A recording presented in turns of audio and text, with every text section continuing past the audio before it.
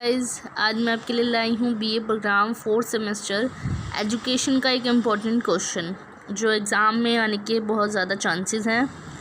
अगर आप मेरे चैनल पे नए हैं तो मेरे चैनल को सब्सक्राइब कर दीजिए और बेल आइकन को प्रेस कर दीजिए ताकि आगे आने वाली हर एक वीडियो आप तक पहुंच सके।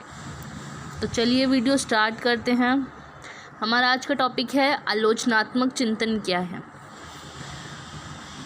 चिंतन की आलोचना किस तरीके से की जाती है उसके बारे में आज हम जानेंगे। आलोचनात्मक चिंतन क्या है, इसकी प्रासंगिकता बताइए, मतलब इसका महत्व क्या है, इसकी इम्पोर्टेंस क्या है और इसमें शिक्षक की क्या भूमिका थी, आज उसके बारे में आज हम जानेंगे। आलोचनात्मक चिंतन का शाब्दिक अर्थ है किसी विषय वस्तु पर आलोचना के साथ चिंतन करना। कि मतलब आलोचनात्मक चिंतन का अर्थ इसमें यह बताया गया है कि जो आलोचना हम करते हैं उसके साथ चिंतन करना किसी भी विषय पर, अर्थात किसी विषय वस्तु, अवधारणा, पक्ष विपक्ष, उसके गुण अवगुण इत्यादि सभी पक्षों पर विचार करना ही आलोचनात्मक चिंतन का अर्थ है। जितने भी हमारे विषय हैं जैसे कि विषय वस्तु, अवधारणाएँ जो होती हैं, पक्ष है, विपक्ष, उसके गुण, उसके अवगुण, जितने भी पक्ष हैं उस पे विचार करना ही आलोचनात्मक चिंतन का अर्थ है। यह वैज्ञानिक चिंतन का विकास करता है जिसकी सहायता से व्यक्ति किसी भी समस्या का क्रमबद्ध रूप से अध्ययन कर पाता है। यह एक वैज्ञानिक चिंतन है, मतलब वैज्ञानिक चिंतन का यह विकास करता है जिसके हेल्प से हम कोई भी व्यक्ति जो है वो किसी भी समस्या का क्रमबद्ध रूप से अध्ययन कर पाता है, मतलब लाइन वाइज, सीरियल वाइज कोई भी अध्ययन कर सकता है।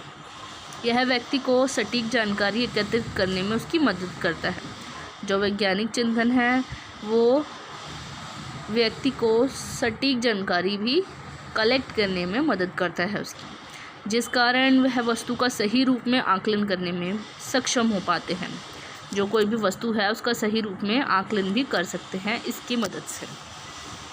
आलोचनात्मक चिंतन की विशेषताएं, यह व्यक्ति को दार्शनिक बनाता है एवं किसी वस्तु का विश्लेषण करने में इसकी मदद करता है।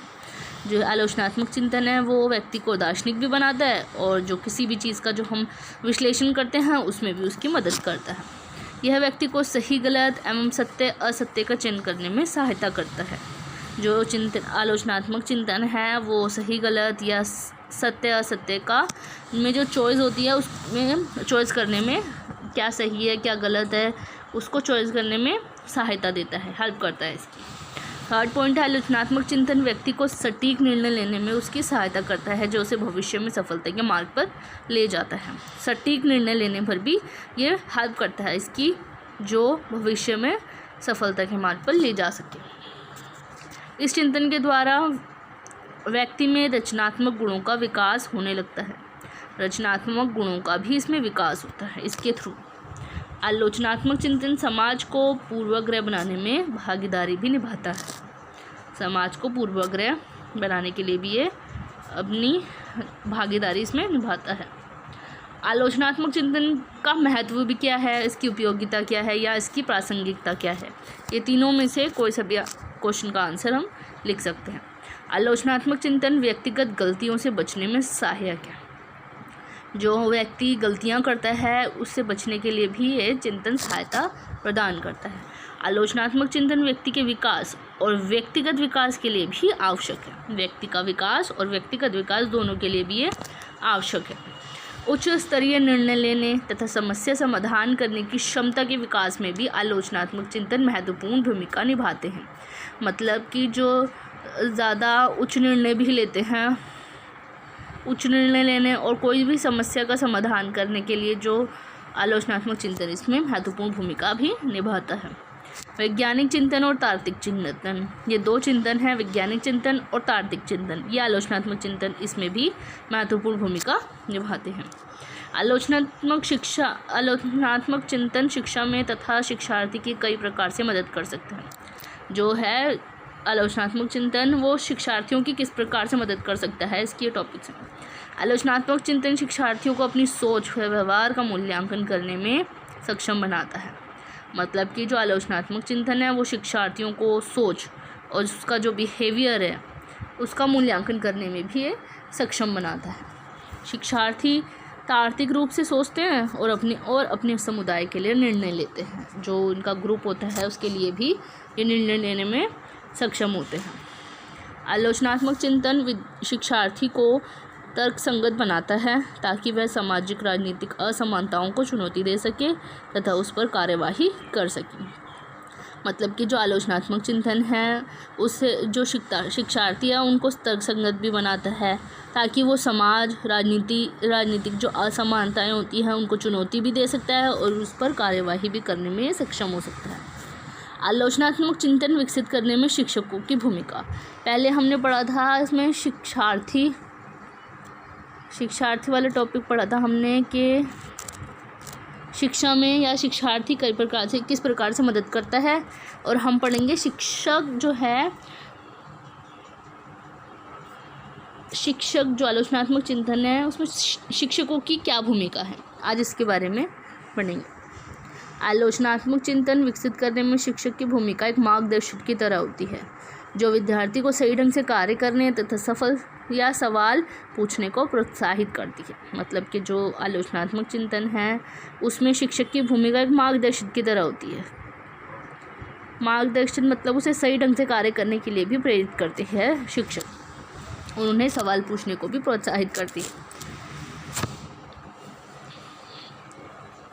उन्हें पूछताछ के लिए अवसर प्रदान करते हैं ताकि विद्यार्थी विचारों का विश्लेषण व मूल्यांकन कर सके। मतलब कि उन्हें पूछताछ करने के लिए भी जो क्वेश्चन है या सवाल पूछने के लिए उन्हें अवसर प्रदान करते हैं और विचारों का विश्लेषण और मूल्यांकन भी कर सके। ताकि शिक्षक शिक्षार्थियों को मौजूदा विश्वासी संरचनाओं तथा प्रथाओं पर सवाल उठाने तथा चुनौती देने के लिए प्रोत्साहित करता है।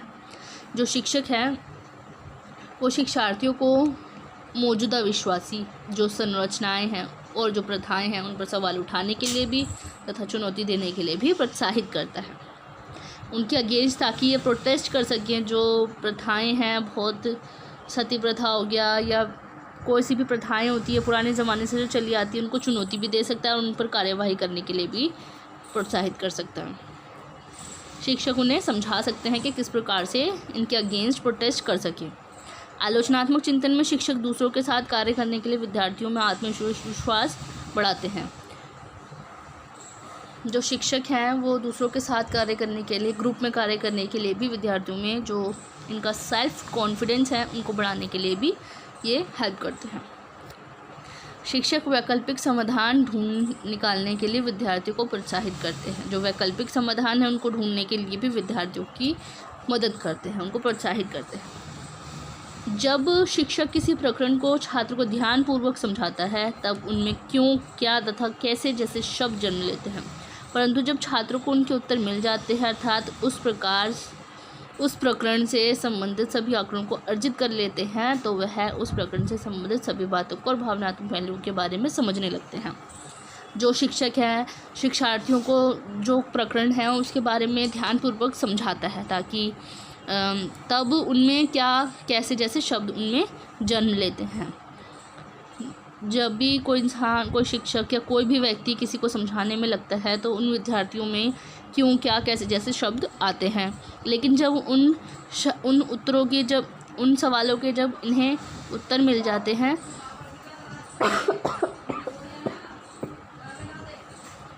छात्रों को उनके उत्तर मिल जाते हैं या मतलब जो उससे संबंधित जितनी भी आंकड़े होती हैं उनको अर्जित कर लेते हैं तो उस प्रकरण से संबंधित सभी बातों को, जितनी भी जो बातें हैं उनको और भावनात्मक पहलुओं के बारे में समझने लगते हैं। जितनी भी पहलू हैं उनसे संबंधित जितनी भी, उससे रिलेटेड जितनी भी बातें हैं उनको समझने लगते हैं और उनके अधिगम की प्रक्रिया आलोचनात्मक चिंतन का विकास करती है। जो अधिगम की प्रक्रिया है वो आलोचनात्मक चिंतन का विकास करती है, उसको डेवलप करती है।